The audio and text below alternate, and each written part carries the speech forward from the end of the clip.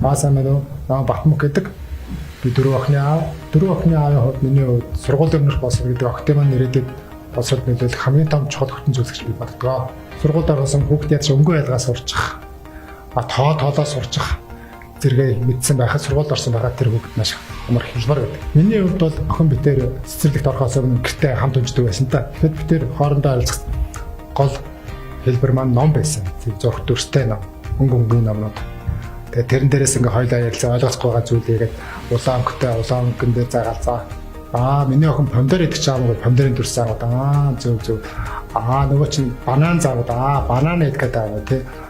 За энэ одоо хэдэн банан вэ гэдэг тоогоод 1 2 3 банан гэх мэтлэн номоод тэр хоорондоо харилцдаг байсан. Одоо энэ амар болсон байна. Университийн кино багц зэсний гэрийн багш гэдэг зэс орсон байна. Тэрийг үзсэнд одоо охин битэрийг урд нь хийлдэг байсан тэр зүйлүүдийг бодтоор багштайгаа хийшлэн заагаад ямар ч насны хүн хүүхдэд үзэхэд боломжтойгоор авсан баг маш их баяртай байна.